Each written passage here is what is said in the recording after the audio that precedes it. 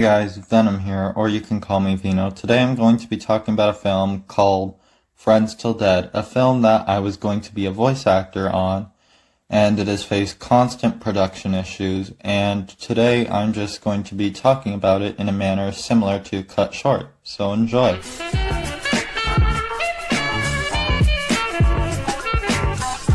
So with part 1 introduction, I feel like I have to state this right now.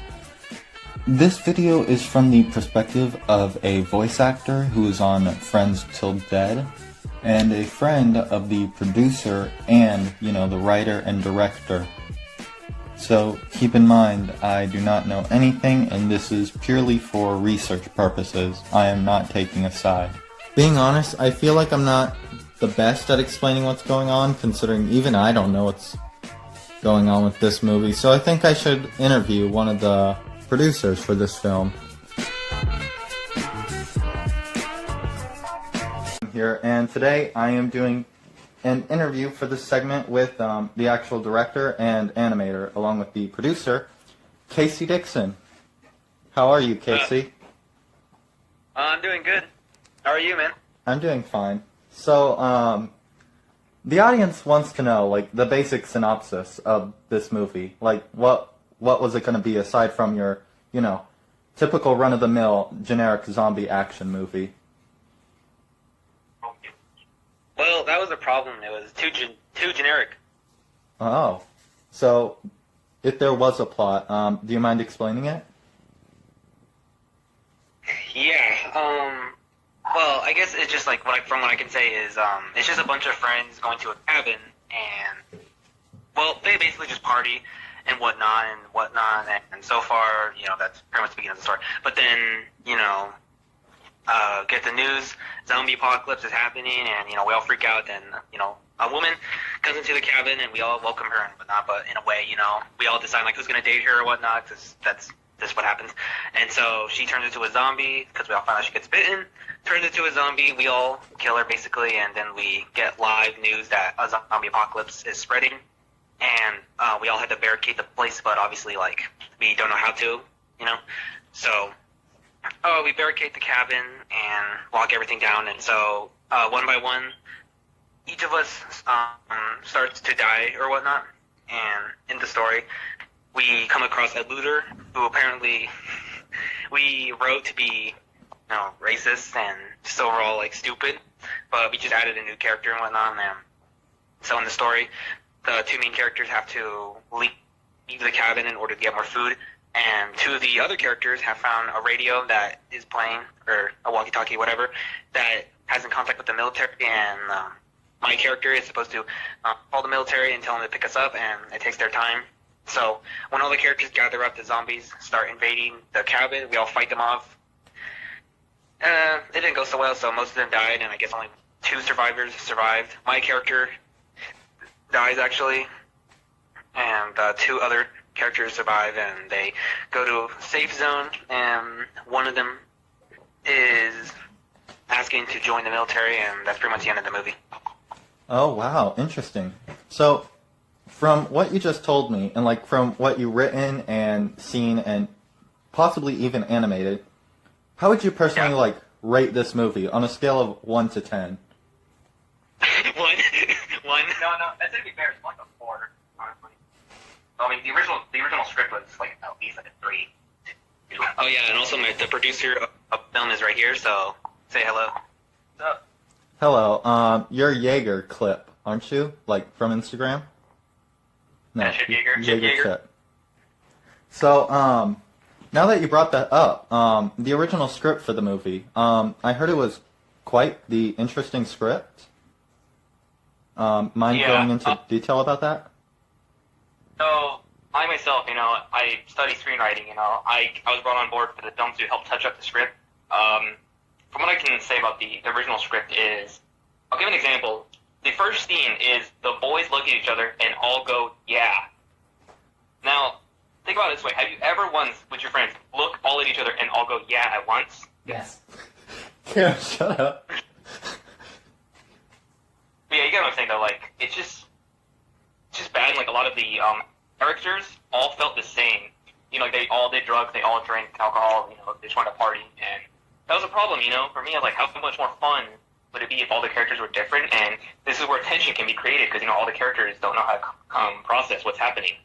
Yeah, so that's why for me, I pretty much rewrote the script, but kind of like screenplayed it too, and the producer was there with me on like helping out exact details on like what happens, like who comes out of the car first or whatnot. We pretty much did that, and pretty much just my character I pretty much made accurate to who I actually am, and like I wouldn't do drugs. Instead, like I replaced it with something more stupid. But yeah, that's pretty much what we did, and yeah. Oh wow.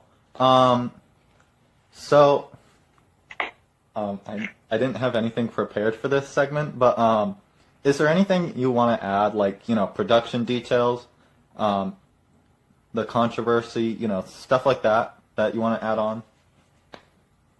Well, I guess what I can at least say is, the original creator and I guess, just had differences, and, like, I myself, has changed the script without permission. Like, that's at least what I can say was I did change, I did change the ending where, he wrote something else different, but I retold the entire ending, and obviously, at first, he wasn't pleasant with it, but then, just rolled with it anyways.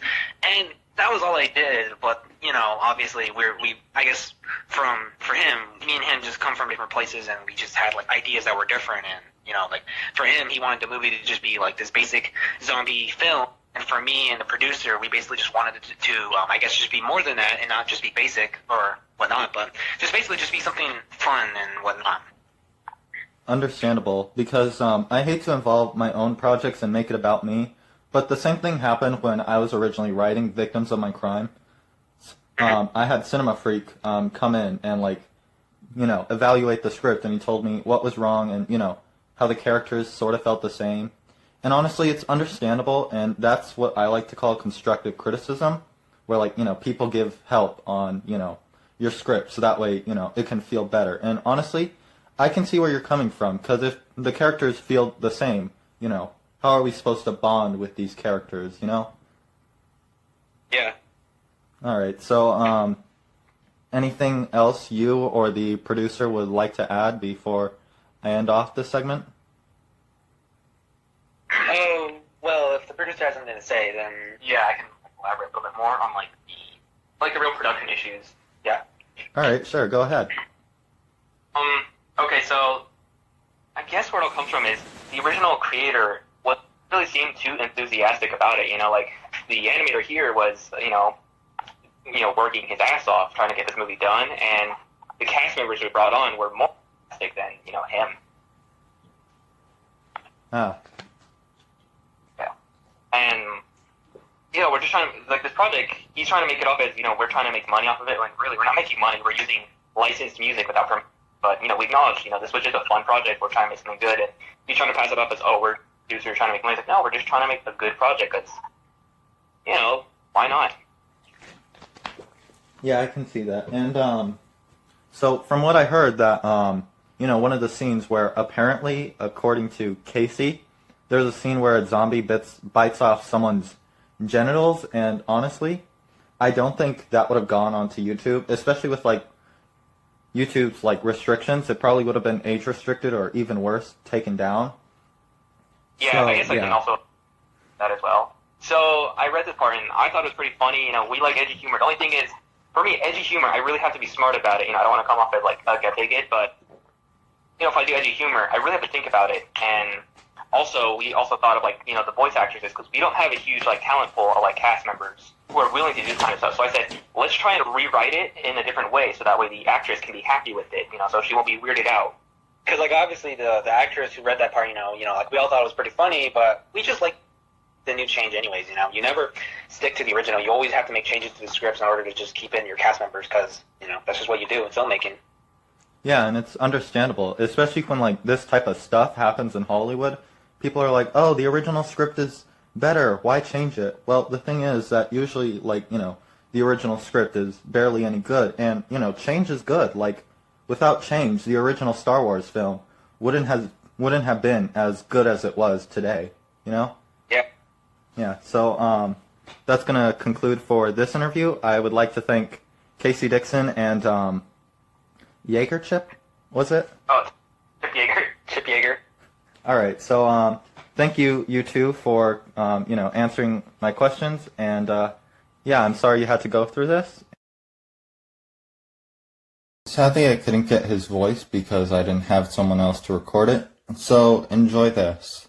It'd probably be from This Is the End and Shaun of the Dead, because I really love those films, and me and the boys thought it was funny to see how it would act if we were locked in a cabin in a zombie apocalypse. So, the idea for the characters, where did it come from? Or, like, what was your inspiration? Was it their real-life personalities, or was it based on a fictional character's personality? Well, it was just us and how we act, for the most part, but for character A, we thought it would be pretty funny if he was just a stereotypical Mexican, and character M to just be this extreme creep. Interesting. So, on a scale of 1 to 10, how would you personally rank it? Like, pretend that you didn't work on anything on the film, and you're someone watching it for the first time. The whole movie, I'd say 7 out of 10. Last but not least, even though I hate to include the drama here, how did you feel about the cancellation of your first animated film? And could we expect a future project coming from you, possibly? It was sad, to be honest, because Casey was like a brother. We started the project, then I got a job, and I didn't know at the time how to balance my schedule, but I was thinking of rewriting the movie and releasing it as my own. But I don't know, now I just want to focus on school.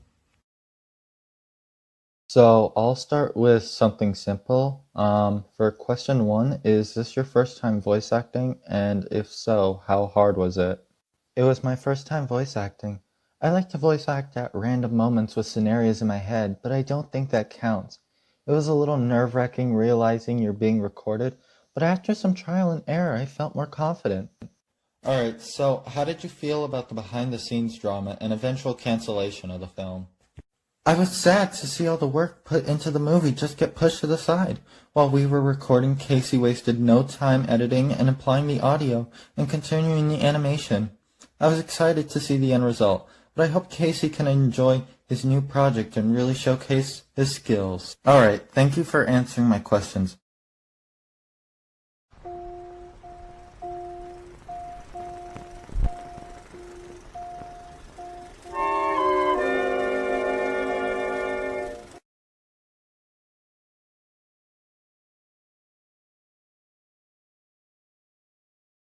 Its spell, that old black magic that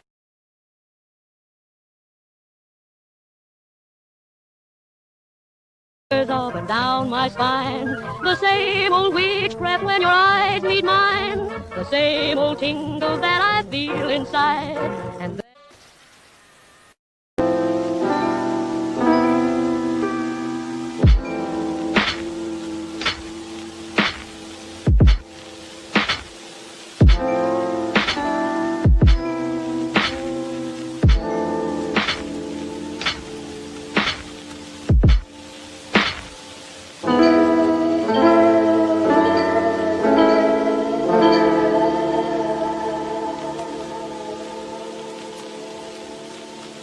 I'm pressing charges on you. He's attacking me. He's trying to rape me. You're racist because I'm a white woman.